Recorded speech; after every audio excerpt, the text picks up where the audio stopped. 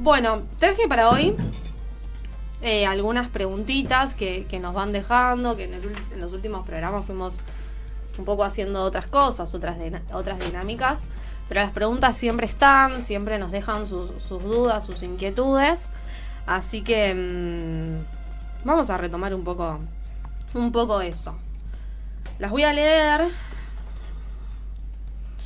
y dice la primera: hola, mi esposa es rusa, tiene residencia permanente, estamos casados hace 1 año y vive en Argentina, aunque en los últimos años tuvo algunas salidas al exterior.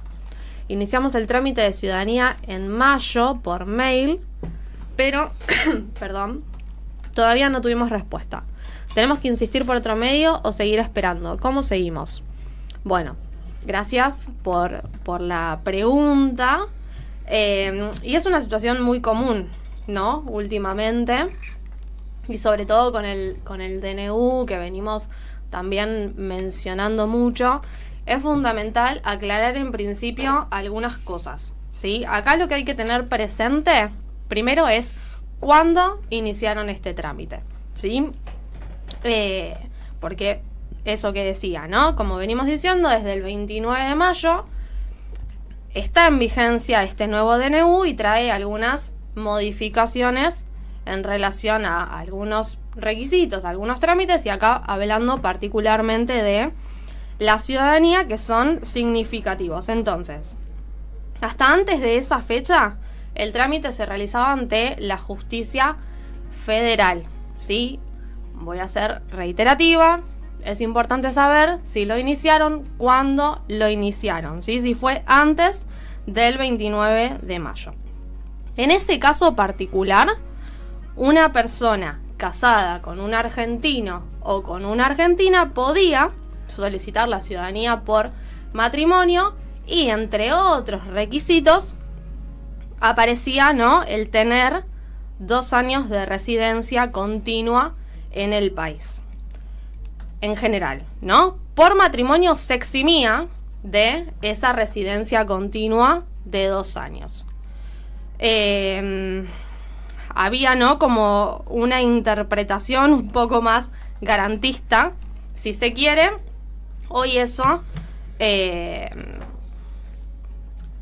como un poco en evaluación, ¿sí? ¿Por qué digo eso?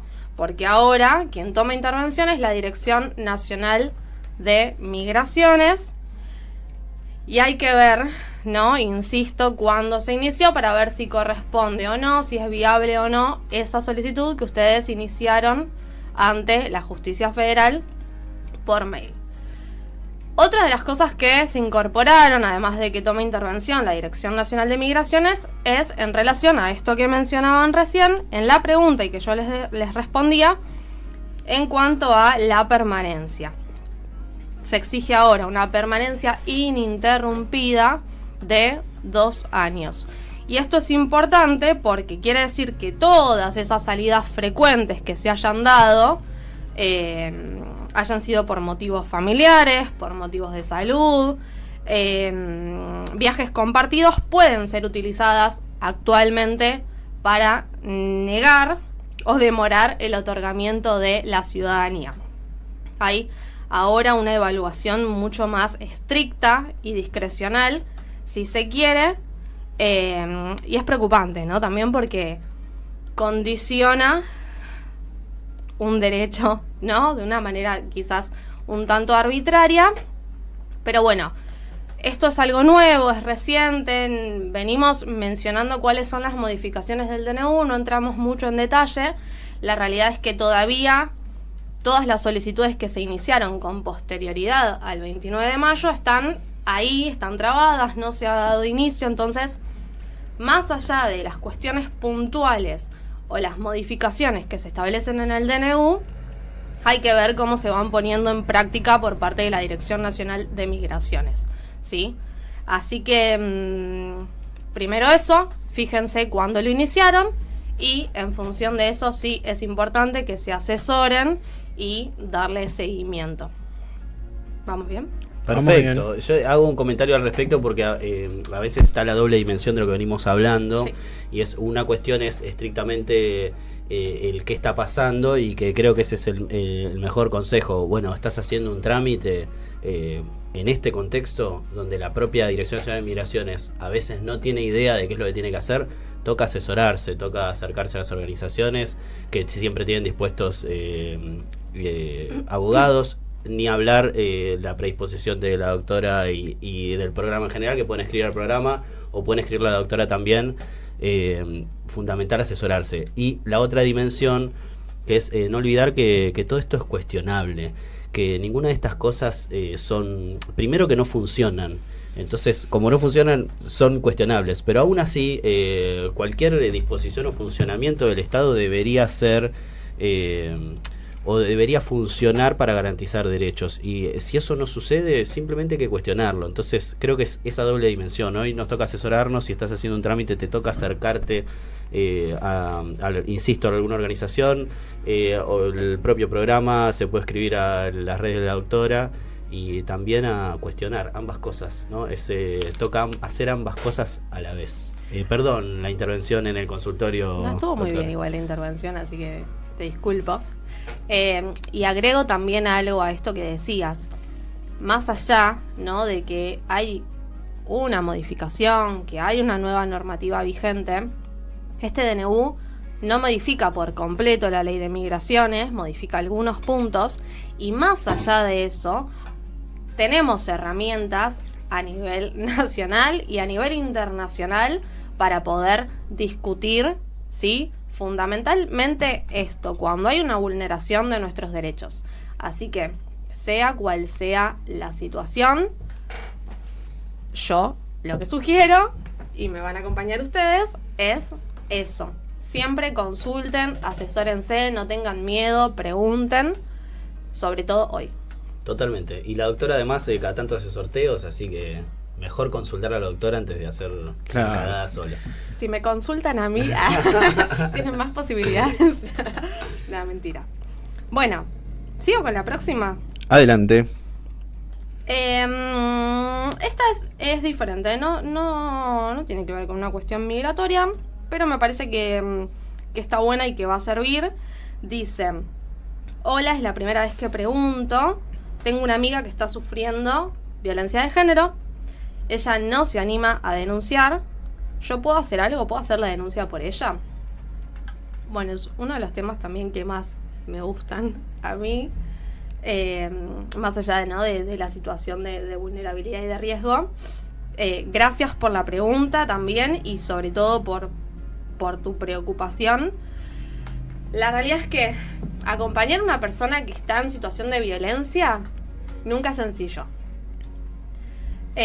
Nos pasan un montón de cosas, no solo a quienes hemos sufrido violencia de género, sino también a quienes estamos ahí del otro lado acompañando, apoyando esa situación. Y es muy importante, antes de pensar tal vez, ¿no?, en esto, lo digo más desde mi apreciación, desde mi punto de vista, y también por experiencia, siempre es importante, más allá de pensar en denunciar cuando la víctima es otra persona, en acompañar, en ver, bueno, qué es lo que estamos haciendo, qué es lo que podemos hacer, qué herramientas tenemos. Obvio que es importante denunciar, pero también hay que saber que vos sí podés denunciar, lo podés hacer, pero después la van a llamar, en este caso a tu amiga, para ratificar esa denuncia, ¿sí?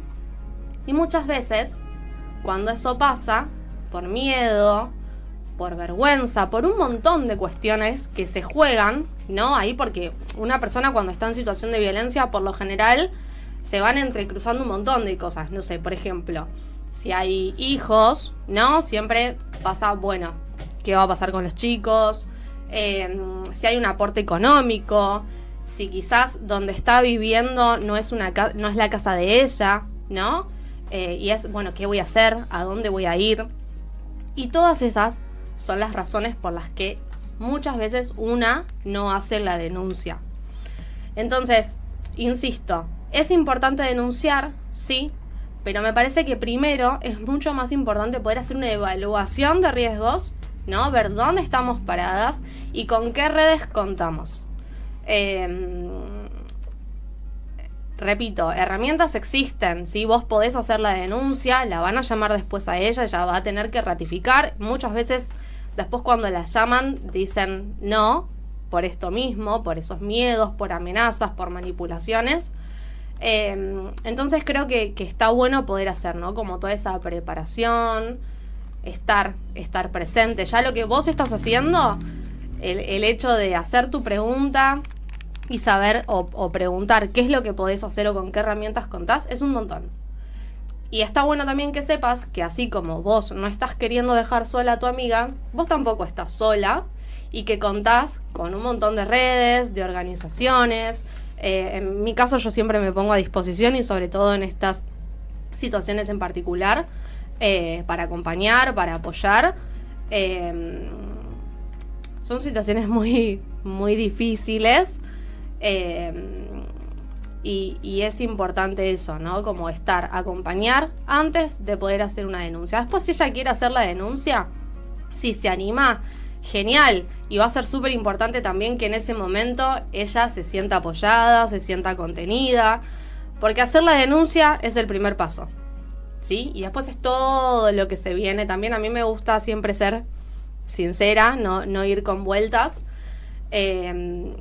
Y por lo general cuando uno hace la denuncia no se acaba ahí, sino que al contrario, el proceso recién empieza. Y hay que estar fuerte también para poder sostener todo ese proceso, que es muy difícil. Así que, nada, no me quiero ir por las ramas, porque es un tema que a mí me gusta. Pero bueno, si me permiten, no sé. Adelante, sí. Ya que estamos en esto. Sí. Ahí, bueno, desde ya fuiste detallando un poco distintos factores que hay que tener en cuenta y por qué quizás uno no podría dar un consejo genérico para decir, bueno, en esta circunstancia que pregunta ahí una persona, esta es siempre lo indicado. Pero ¿qué particularidades toca a las mujeres migrantes que además de la situación de violencia, son personas que están en un país distinto al que nacieron, o no sé si en algún caso incluso hablando otro idioma? ¿Qué dificultades concretas se enfrentan al momento de buscar ayuda? Sí, siempre decimos, ¿no? Que, a ver, los hombres también sufren violencia, no es que no. Lo que pasa es que no es tan visible o no se animan a manifestarlo, ¿no? Porque, bueno, como un hombre va a decir que sufre violencia. Entonces es común verlo en relación a las mujeres con todo lo que eso implica, ¿no? Cuando hablamos de mujer y de niñeces o adolescencias. Ahora, en cuanto a la mujer migrante, ¿no? Digo, todo eso se agrava también, porque es mujer, porque es migrante. Esto que vos decís, está en un país en el que muchas veces, o sea, termina siendo desconocido, más allá de que estén el tiempo que sea, ¿no? Las redes no están. Muchas veces juega también el tema de la documentación, que lo hemos dicho en otras oportunidades, ¿no?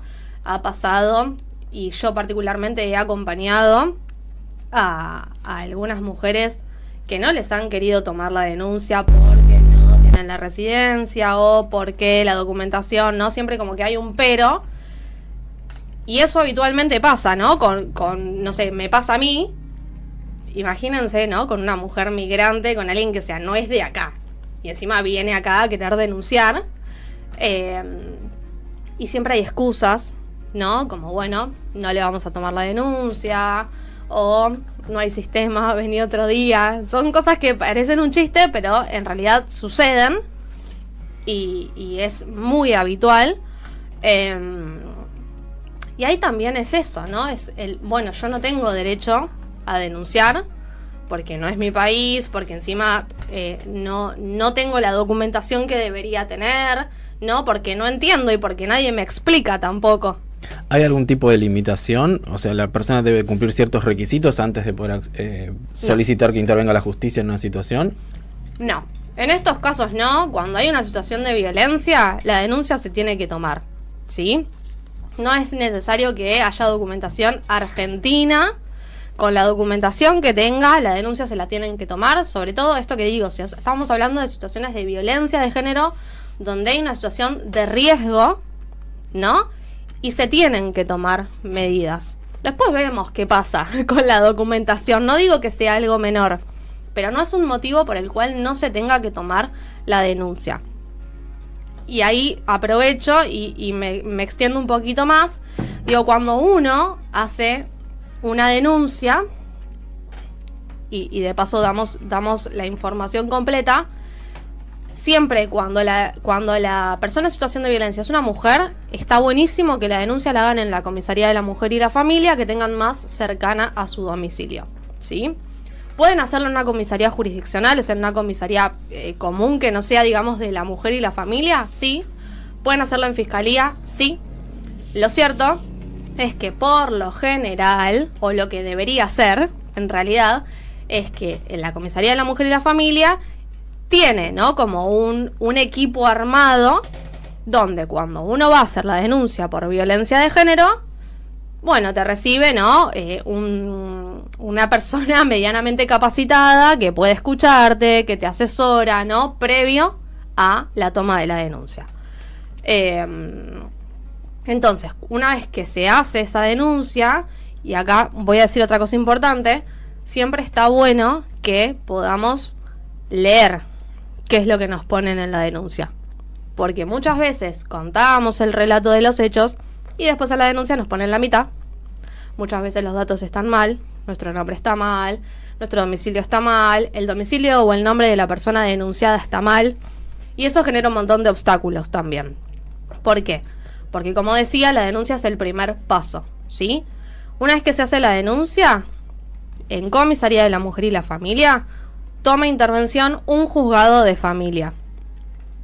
Este juzgado de familia va a tener la obligación de dictar medidas de protección, ¿sí? Es lo único que va a hacer el juzgado de familia. Entre estas medidas de protección podemos tener un cese de hostigamiento, que esto significa, por ejemplo, que la persona que está denunciada no pueda, no sé, referirse a mí, comunicarse por ningún medio. Puede haber, por ejemplo, una medida perimetral, que es una restricción de acercamiento. Muchas veces se da botón antipánico, consigna policial, ¿no?, que es el patrullaje, ¿no?, cada tanto por el domicilio. Digo, hay un montón de cuestiones, incluso si hay hijos, ¿no?, en común, se pueden dictar medidas provisorias como una fijación de cuota alimentaria provisoria, la suspensión del régimen de comunicación. Bueno, hay un montón de cosas. Pero, insisto, siempre está bueno que se asesoren también en estos casos y que estén acompañadas. Son situaciones muy particulares y cuanto más así estemos, mejor. Muchas gracias, doctora, y ya vamos con la entrevista.